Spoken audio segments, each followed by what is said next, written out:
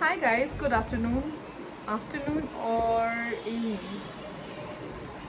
Afternoon good afternoon. Welcome back. कैसे हो आप लोग? आई होप सब लोग बहुत अच्छे बहुत मस्त होंगे। वेल हम लोग भी अच्छे हैं। आज चेतन ने ऑफ लिया है ऑफिस से और वो घर पे ही हैं। तो एक्चुअली क्या हुआ था कि कल रात में कृष्णा सो ही नहीं रहा था। मैं 2 दिन से नहीं सोई हूँ। मेरी हालत देख सकते हो आप कैसे हो रखी है। मैं 2 दिन से नहीं सोई हूँ। परसों रात में कृष्णा लेट सोया था, फिर थोड़ा सा मतलब हिल रहा था कभी कुछ, तो मैं प्रॉपर सो नहीं पाई।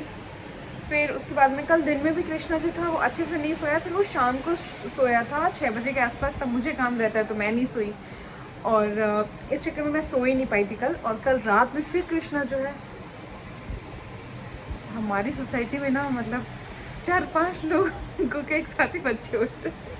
मतलब किसी किसी के घर में ऐसे बच्चे हैं, तो कोई भी रोता है ना तो मेरे को लगता है कृष्णा तो नहीं रो रहा, जबकि कृष्णा बहुत डिफरेंट रोता है। मतलब और बच्चे इतने नहीं है करके वो वैसे नहीं रोता है। वो चिल्लाता है सीधे। तो किसी का बच्चा रो रहा है तो मुझे लगा कृष्णा तो नहीं उठ गया।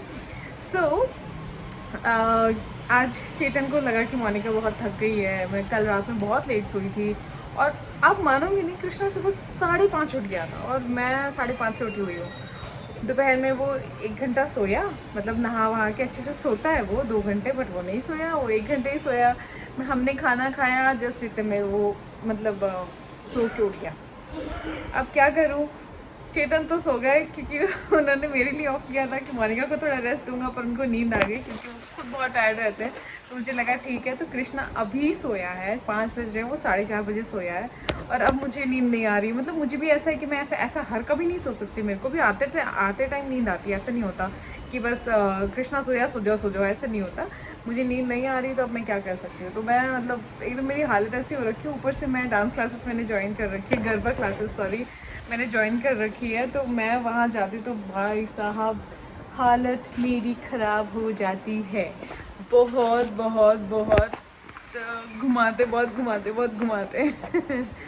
सो बस अभी यही चल रहा है। एंड यस, मैं आप लोगों को बताने वाली थी कि मेरा वेट लॉस मैंने कितना किया है, क्या किया है, कैसे किया है। तो मेरा वेट लॉस बहुत अच्छा खासा हुआ है लास्ट 4 मंथ्स में। अभी जब सौरभ लोग आए थे ना, उसके पहले मैंने शायद उस टाइम पे उसके पहले डॉक्टर को दिखा के आई थी मैं। तब मैंने मेरा वेट चेक किया था। उस टाइम पे मेरा 58 था और प्रेगनेंसी टाइम पे मेरा जो वेट था वो 76 हो गया था। तो आप अनुमान लगा सकते हो कि 17 to 18 kg मेरा जो वेट है वो कम हो चुका है। 4 महीनों में मेरा वेट 15 किलो कम हो गया था। उसके बाद में 2 किलो जो है वो 1 महीने में फिर कम हो गया। सो मेरा जो वेट है वो जल्दी जल्दी से रिड्यूस हो रहा है। आफ्टर डिलीवरी मेरा वेट 2 महीनों में अराउंड 10 kg कम हो गया था। मैं 76 से डायरेक्ट 65 आ गई थी, क्योंकि जब मैं घर गई थी तब कृष्णा 2 मंथ्स का कंप्लीट हो गया था। और उस टाइम पे मैं डॉक्टर से एक बार मिल के आई थी तो मेरा वेट 65 था। सो 10 से 11 किलो मेरा उस टाइम पे कम हो चुका था। सो ये एक काफ़ी अच्छा लगता है मुझे। मतलब ऑब्वियसली आप इतना वेट लॉस करते हो आफ्टर डिलीवरी तो बहुत अच्छा लगता है।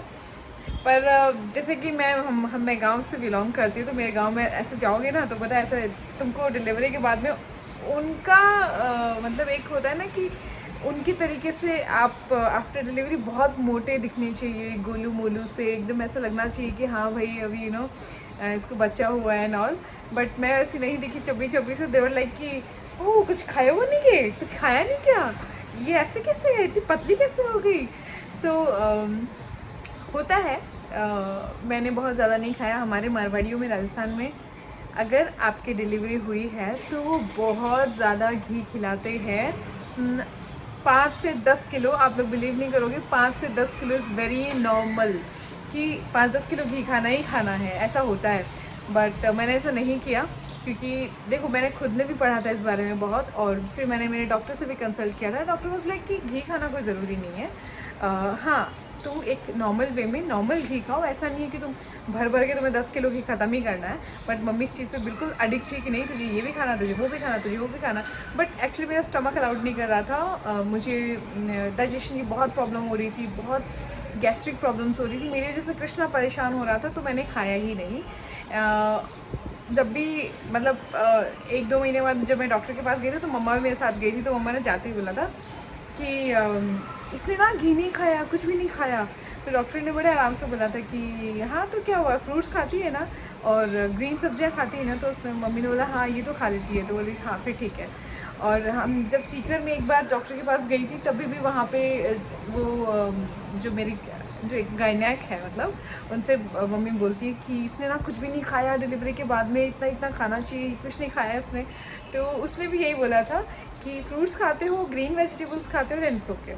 तो हाँ मैंने वो प्रॉपर की थी मेरी। और मैं आपसे ये बोलूँगी कि अगर आपके पेरेंट्स या फिर आपके घर पे या फिर आप जैसे भी आपका आफ्टर जापा बोलते हैं ना, जापा जैसा भी होता है, घी खाते हैं, कुछ दवाई खाते हैं, कुछ ये खाते हैं, अजवाइन खाते हैं। अजवाइन मैंने खाई थोड़ी, मैंने अजवाइन का पानी बहुत पिया। मतलब ये बहुत बड़ा मेरा मतलब मैंने खुद के लिए जो किया वो मैं आपको एक प्रॉपर, अगर आप लोगों को जानना है तो प्रॉपर व्लॉग बना दूँगी कि मैं कैसे करती हूँ, क्या करती हूँ, क्या एक्सरसाइजेस करती हूँ, क्या खाया क्या नहीं खाया। क्योंकि बहुत सारे लोग जो न्यू मॉम्स जो मॉम बनने वाले ना उनके मैसेजेस आते हैं कि मोनिका तुमने कैसे किया, क्या किया, होते हैं बहुत सारे क्वेश्चंस होते हैं। मेरे खुद के दिल में बहुत बहुत दिमाग में बहुत सारे क्वेश्चंस थे, दिल और दिमाग में, कि क्या करना है, कैसे करना है।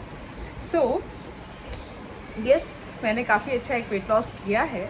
और वेट लॉस करने के चक्कर में आप ये मत करना कि कुछ खाओ नहीं और सारे विटामिन आपके बॉडी में कम हो जाएं। और बच्चे को ब्रेस्ट फीड पे अगर आपका बेबी है और आपको प्रॉब्लम हो, इसलिए ये मत करना कि मोनिका ने नहीं खाया तो हम भी नहीं खाएंगे। मैंने नहीं खाया क्योंकि मुझे डाइजेस्ट नहीं हो रहा था। मैंने मेरे डॉक्टर से कंसल्ट किया मुझे क्या खाना चाहिए, क्या कितना खाना चाहिए और क्या ज़रूरी है मेरी बॉडी के लिए। उसके बाद ही मैंने सारी चीज़ें की थी। एंड और मैं बाकी ब्लॉग्स बना दूँगी कि मैं कौन सी एक्सरसाइज करती थी, मैं कैसे कैसे क्या क्या खाती थी। आपको एक चीज़ बताऊँ, वेट लॉस में सबसे ज़्यादा मतलब जहाँ तक मेरा एक्सपीरियंस रहा है, वेट लॉस में सबसे ज़्यादा हेल्पफुल होती है आपकी डाइट। अगर आपकी डाइट प्रॉपर है, अगर आप प्रॉपरली अच्छी डाइट ले रहे हो, मतलब जो आपको लगता है कि आपके वेट लॉस में काम आने वाली है, अगर आप वैसी डाइट ले रहे हो तो 80% तक आपके वेट लॉस में हेल्प करती है। 20% आपकी एक्सरसाइज होती है। तो जो लोग ये सोचते हैं कि मैं बहुत एक्सरसाइज करूँगी और पतली हो जाऊँगी, या फिर करूँगा या पतला हो जाऊँगा, वो लोग ये ध्यान रखो कि खाना पीना करना है अच्छे से, तभी आप पतली हो पाओगे। मैंने क्या किया क्या नहीं किया उसका प्रॉपर व्लॉग बना दूंगी, वरना बातें बहुत लंबी हो जाओगी, आप लोग बोर हो जाओगे मुझसे। एंड कृष्णा सो रहा है, मुझे नींद नहीं आती तो मुझे लगा कि आज चलो फाइनली मैं बता देती हूँ, क्योंकि बिल्कुल टाइम नहीं मिलता मुझे व्लॉग शूट करने का या फिर ऐसे कुछ बातें करने का।